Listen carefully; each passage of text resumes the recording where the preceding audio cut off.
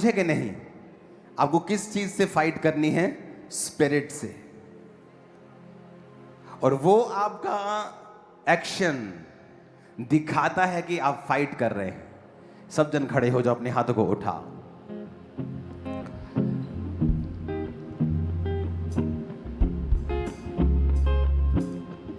आज मैं पुलपिट पे जल्दी आया हूं और अगले संडे में और जल्दी आऊंगा, और मैं इस बात के लिए पूरा डिटर्मिन्ड हूं, क्योंकि बहुत से काम होते हैं जो आपको टाइम पर ही करने होते हैं। ओके, उठाओ अपने हाथों को।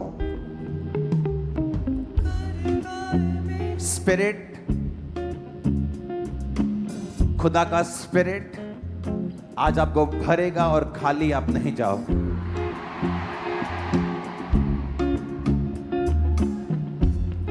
उठाओ अपने हाथों को। Thank you Jesus. मेरे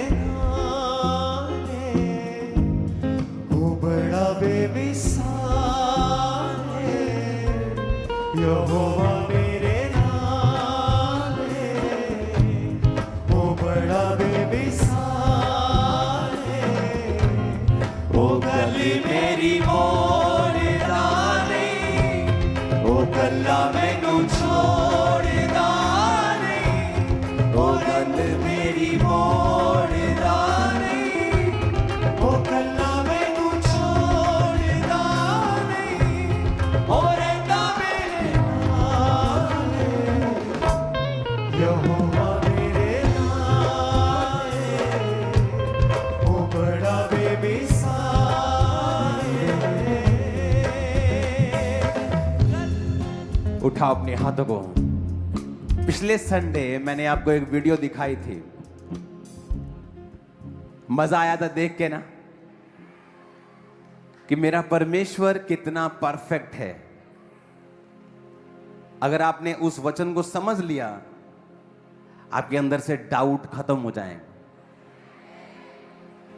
कि अगर पृथ्वी 10% दूर होती तब भी ये जीने लायक नहीं होती, 10% नजदीक होती तब भी जीने लायक नहीं होती।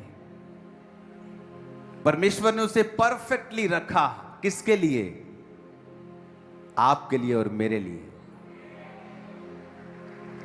आप जानते हैं, वैज्ञानिकों ने एक नया ग्रह खोजा है जो पूरी तरह से पानी से भरा हुआ है। ये उसकी तस्वीर है आपके सामने, पिछली स्क्रीन पर भी इसे ऑन कर दो। इसकी एक और तस्वीर है, ये पूरी तरह से पानी से घिरा हुआ। इसका नाम है TOI 1452b। पूरी तरह से पानी से घिरा हुआ, पूरा पानी है इस पे। जिस तरह पृथ्वी के ऊपर एक समय पूरा क्या था? पानी था। और परमेश्वर ने पृथ्वी को कहा था, सूखी भूमि दिखाई दे, पानी अलग हो जाए। और ये ग्रह पे पानी ही पानी है, क्योंकि पृथ्वी को चुना गया पानी अलग करके, धरती अलग करके। मैं बाइबल पढ़ रहा था,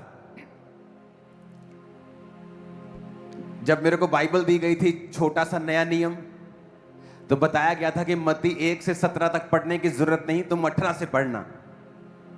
जबकि बाइबल का एक भी बिंदु छोड़ने योग्य नहीं है, क्योंकि उसमें वंशावली थी।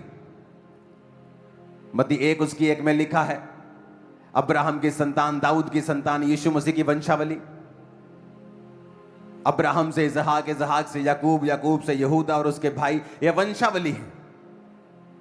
इसकी 17 आयत को अगर हम पढ़ेंगे, इस प्रकार अब्राहम से दाऊद तक 14 पीढ़ी हुई। दाऊद से बेबीलोन को बंदी तक पहुंचाए जाने तक 14, बंदी होकर बेबीलोन को पहुंचाए जाने के समय के बाद मसीह तक 14 पीढ़ी। 14 पीढ़ी, 14। आपको लगता है ये इत्तेफाक है?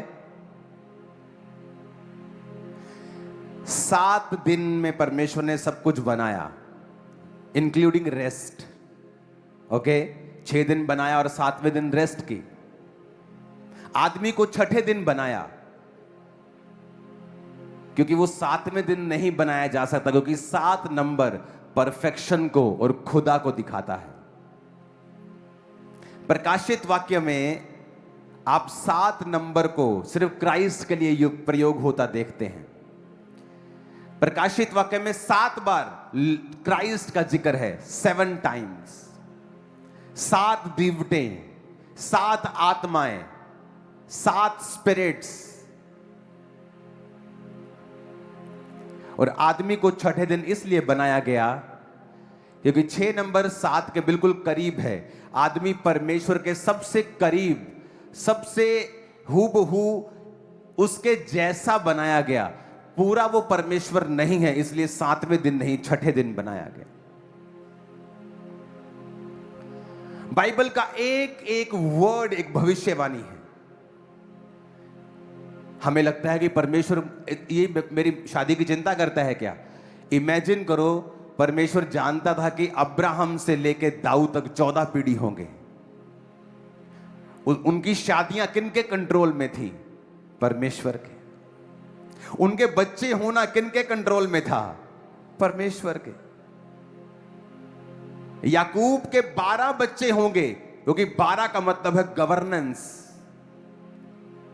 जब 12 शब्द आता है तो क्या आता है? गवर्नेंस। चेले कितने चुने? 12। जब एक चेला मर गया तो उन्होंने कहा जो प्रभु ने 12 ठहराए हैं, हम वो 12 इधर उधर नहीं करेंगे, 10 नहीं करेंगे, 13 नहीं करेंगे, 21 नहीं करेंगे। एक चेला और चुन लिया गया। कितने कर दिए गए? फिर से 12। जो नया यरूशलेम, हेवनली यरूशलेम बनेगा, उसके 12 गेट हैं। जो ऊपर भीड़ दिखाई दे रही है 1,44,000 की, 12 इंटू 12,000। आपको क्या लगता है कि यह इत्तेफाक है?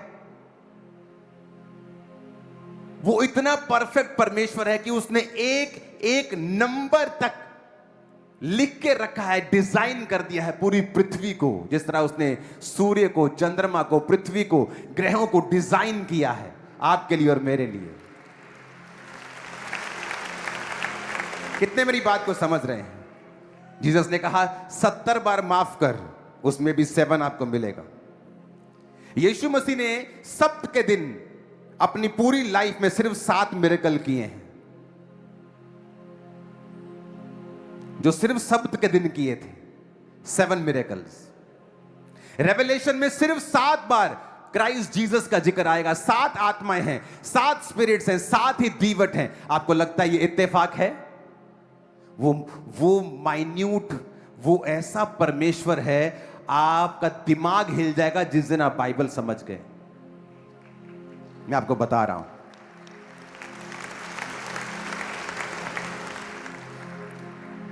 नए यरूशलेम में, विजन ऑफ हेवन में 12 गेट्स हैं, 12 फाउंडेशंस हैं। 7 हफ्तों का उसने, 7 दिनों का उसने हफ्ता बनाया। रेनबो में कितने कलर्स होते हैं? नामान को कितनी बार डुबकी लगाने के लिए बोला? यरीहो की दीवार को गिराने से पहले उन्होंने कितनी बार, कितने दिन चक्कर लगाए? आपको लगता है ये इत्तेफाक है? 7 मतलब परफेक्ट, 7 मतलब खुदा का नंबर। और अगर आप बाइबल को ध्यान से पढ़ेंगे तो वो हमसे बात करता आया है। बाइबल का एक एक वर्ड, अगर आप साइंटिस्ट, जब वो डीप साइंस में चले जाते हैं, क्रिश्चियन बन जाते हैं। अब ये मैंने थोड़ी खोजा है, ये तो मैं साइंस की बात कर रही हूं। ये ग्रह, मैंने दूसरी फोटो दिखाना, ये पूरी तरह से पानी से ढका हुआ है। NASA found a planet 100 light years away, खरबों किलोमीटर दूर, जो पूरा पानी से बना हुआ है। और पृथ्वी भी कैसी थी? परमेश्वर का आत्मा जल के ऊपर मंडलाता था। ऊंची आवाज में कहो हालेलुया। 7 कलीसियाओं को परमेश्वर ने लिखा। 7 ही सील्स थी, 7 ही ट्रम्पेट थे और 7 ही कटोरे थे। आपको लगता है ये इत्तेफाक है? इमेजिन करो, याकूब के 12 बच्चे होने थे। लिया, राहेल और उनकी 2 दासियां, 4 औरतों में से परमेश्वर को मालूम था 12 बच्चे ही मैं दूंगा। 4 औरतों को के गर्भ को परमेश्वर ने कंट्रोल किया हुआ था। आपको लगता है ये इत्तेफाक है? आपको इत्तेफाक लगता है ये? 4 औरतें सिर्फ 12 बच्चे ही पैदा करेंगी। आपको लगता है ये इत्तेफाक है? उनके गर्भ को, इच्छाओं को भी परमेश्वर ने कंट्रोल किया हुआ था। मैं 16 अगस्त को परमेश्वर में आया, अपनी ओर से तो नहीं आया, मैं तो सुसाइड करने वाला था। जिस रात मुझे बचाया गया, अब 16 जनवरी को ही मेरी वाइफ मुझसे पहली बार मिली। 16 मार्च को मेरी बेटी पैदा हुई। इत्तेफाक लगता है आपको? मेरा जन्मदिन जनवरी को है और मेरा स्पिरिचुअल बर्थडे अक्टूबर को आता है। मेरी वाइफ का जन्मदिन अक्टूबर को है और उसका स्पिरिचुअल बर्थडे जनवरी को आता है। आपको इत्तेफाक लगता है? अगर आप अपनी लाइफ में देखेंगे जो पिछले 5, 10, 20 साल में हुआ, आप देखेंगे कि परमेश्वर ने आपको पूरी तरह से कंट्रोल किया हुआ है। जब आपके अंदर यह फेथ पैदा हो जाएगा कि एवरीथिंग, मेरे घर के चूहे से लेके, कीड़ी से लेके, मेरे गर्भ से लेके मेरे फाइनेंस तक, सब पर परमेश्वर का हाथ है और कुछ भी छूटा नहीं। सडनली फेथ आपकी लाइफ में आ जाएगा कि मेरा परमेश्वर जो इतना कुछ कर रहा है, जो इतना कुछ कंट्रोल में रखता है, कैसे हो सकता है कि वो ये चीज को छोड़ दे। जैसे सडनली आप बाइबल पढ़ते हैं, आपको नजर आने लगता है कि क्यों हर चीज का बाइबल में जिक्र है। एवरीथिंग। 12 गोत्र थे तो 12 चेले थे। 12 नए यरूशलेम के गेट हैं, 12 उसकी फाउंडेशन है, ऊपर 24 प्राचीन हैं। 12 इंटू 2, शायद वो एक धरती का और एक आसमान को रिप्रेजेंट कर रहे हैं। आपको लगता है वो परमेश्वर जो इतना परफेक्ट है, जो इतना कमाल का है, आपको लगता है कि किसी चीज की कमी वो आपके अंदर छोड़ेगा? जब आप इन चीजों को समझ जाएंगे। एक पिक्चर मैंने भेजी है, आप उसे दिखाएं स्क्रीन के ऊपर। ये बातों में मैं क्यों कर रहा हूं? आपको मालूम हो कि सब कुछ परमेश्वर के कंट्रोल में था। सब कुछ किसके कंट्रोल में था? कोई कैसे डिसाइड कर सकता है? चलो एक औरत हो, उसको बोलो जी गर्भ अब बस हो गई, बंद हो गया। दूसरी का बंद हो गया, तीसरी का बंद हो गया, चौथी का भी। 12 बच्चों के बाद एक एक के 10-10 बच्चे होते थे, 12-12 बच्चे। अब अफ्रीका में तो अभी भी 8-8 बच्चे होते हैं लेडीज के। मैं अफ्रीका में था तो वहां पे एक सिस्टर थी, तो मैंने जब उसने बेबी पकड़ा, मैंने कहा आप कितने बेबी चाहते हो? कहती मैं 8 बच्चे पैदा करना चाहती हूँ। उनके वो स्पिरिट, उनके ट्रेडिशन में है, ज्यादा बच्चे चाहिए उनको अच्छा लगता है ज्यादा बच्चे। अभी भी वहां 8-8, 10-10 बच्चे पैदा होते हैं एक औरत के। तो ऐसा क्या हो गया कि 12 के बाद सब चारों स्टॉप हो गई जन्ना? क्योंकि सब कुछ परमेश्वर के हाथों में था। वो परमेश्वर जिसके हाथों में सारा कुछ है, जो इतना कंट्रोल करता है लाइफ को, समय को, हवाओं को, लाइफ को, जिसको फ्यूचर तक पता है। एक आदमी ने बाइबल का चार्ट बनाया, जिसने पुराने नियम से नए नियम, नए नियम से पुराने नियम। जब उसने उस चार्ट को बनाया तो पूरा गोल चार्ट बना, क्योंकि वो सब एक दूसरे से लिंक करने लग गई थी। हजारों सालों में अलग अलग व्यक्तियों को परमेश्वर ने बाइबल लिखने के लिए इस्तेमाल किया, लेकिन हर चैप्टर परमेश्वर के बारे में सटीक बात करता है। और बाइबल में एक भी गलती अब तक नहीं निकाल पाए, क्योंकि ये परमेश्वर ने खुद किया हुआ है। इमेजिन करो, मैं आपको क्यों ये बता रहा हूं कि आपको मालूम हो कि आपकी लाइफ और गर्भ और सब चीजें किसके हाथ में हैं। ह्यूमन सेल, आदमी का सेल ऐसे दिखता है, देखो। अगर आप इसे बहुत डिटेल में चले जाएंगे, दूसरी फोटोज दिखाना, ये ह्यूमन सेल है। आदमी के अंदर पता है ना, कैंसर सेल होते हैं, दूसरे सेल, ये आदमी का सेल है। वो जो दिखता नहीं है, वो जो माइक्रोस्कोप से भी इतना डिटेल में नहीं दिखता होगा, उसको परमेश्वर ने इतना सुंदर बनाया है। आपकी लाइफ का वो कैसे सुंदर नहीं करेगा बताओ। जो दिखाई नहीं देती, जिनका कोई मतलब नहीं है,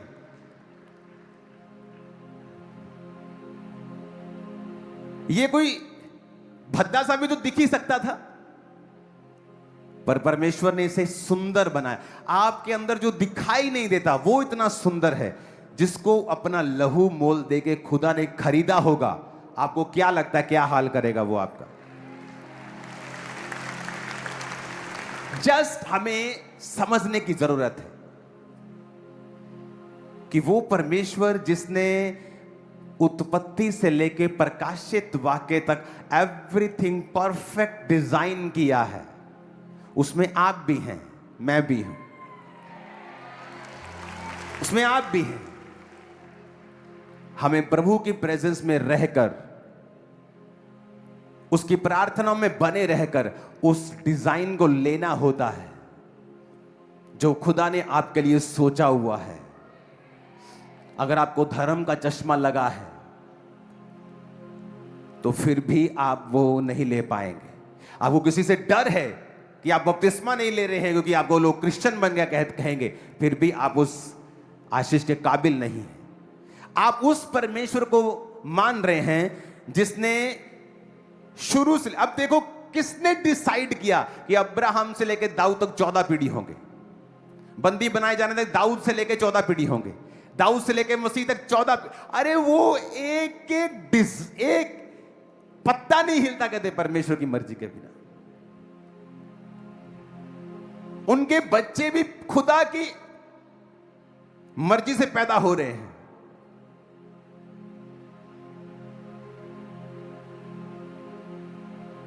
कितने इन बातों को समझ रहे हैं? आप अगर सोचेंगे और बाइबल पढ़ेंगे, आपको मालूम होगा कि हर चीज खुदा के कंट्रोल में थी। वो ह्यूमन भी थे, जब गलती करते थे परमेश्वर ने डांटता था, सजा देता था, लेकिन एवरीथिंग गॉड्स डिजाइन के अंदर था। ऊंची आवाज में कहो हालेलुया।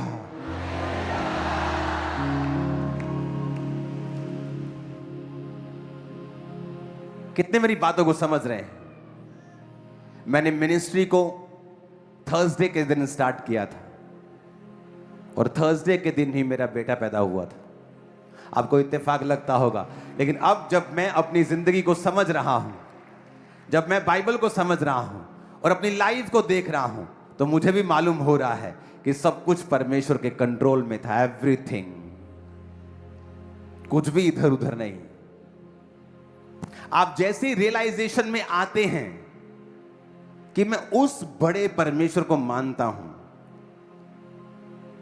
जो ये काम कर रहा है। आज साइंटिस्ट जब ऊपर जाते हैं स्पेस में, तो नीचे आते आते वो क्रिश्चियन बन चुके होते हैं। तो कहते हैं जो बाइबल में लिखा है, हमने उसे देखा है कि ये कोई बिग बैंग थ्योरी का काम नहीं है, ये एक सोची समझी बहुत बुद्धि से बनाई गई दुनिया और यूनिवर्स है जो किसी क्रिएटर ने बनाया। और इतना क्लियर, कौन पहला आदमी था? यीशु मसीह के बाप दादा परदादा पड़पड़दादा ग्रेट ग्रैंड ग्रैंड ग्रेट सबका नाम लिखा है। हवा में कुछ नहीं, कुछ हवा में नहीं है। ऐसी बातें नहीं जो हवा इधर निकल जाएंगी उधर निकल जाएंगी, ऐसी थ्योरीज जिनको प्रूफ नहीं किया जा सकता। एवरीथिंग डॉक्यूमेंटेड है। जीसस क्राइस्ट उन इतिहास के पन्नों में भी डॉक्यूमेंटेड हैं जो क्रिश्चियन इतिहास नहीं है। वहां पर भी मसीह यीशु का जिक्र है, एक ऐसा मिरेकलस आदमी जो चमत्कार करता था, जो क्रिश्चियन बुक्स नहीं है, इतिहासकारों ने लिखी हैं, और वो क्रिश्चियन नहीं थे।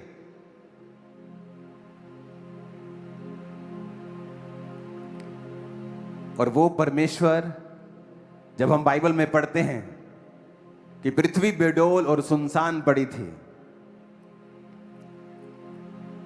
लोग बोलते हैं कि फिर डायनासोर कब आए? जब शैतान गिरा, धरती के ऊपर गिराया गया था उसको, मालूम है कि नहीं मालूम? वो कहते हैं उल्का पिंड गिरा। यीशु ने कहा मैं शैतान को स्वर्ग से बिजली की नाई गिरता हुआ देख रहा हूं। और साइंस भी कहती कोई चीज गिरी थी, उसके बाद डायनासोर खत्म हो गए थे।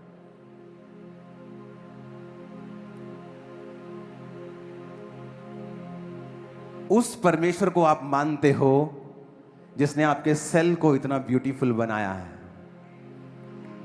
जो दिखता नहीं। इमेजिन करो जब आप समझ लेंगे कि सब कुछ मेरे लिए है, खुदा मेरा महान है, आप कंप्लेंट करना बंद कर देंगे और उसकी तारीफ करेंगे रोज। अपने घुटनों पे आओ, सब चर्च। ओ यहोवा मेरे अपने घुटनों पे आकर अपने हाथों को उठाओ। और इस वर्शिप में, इससे पहले कि मैं आप लोगों के लिए प्रेयर शुरू करूं, आप खुदा से कहेंगे, आप कंप्लेंट नहीं करेंगे, आप प्रभु को प्रेम करेंगे, उसके करीब रहेंगे, आप वायदा करेंगे कि खुदाबंद आज से मैं प्रशंसा करूंगा। जब आप लोगों पे आज प्रेयर हो जो फ्रंट पे हैं, कल से आप फास्टिंग करेंगे।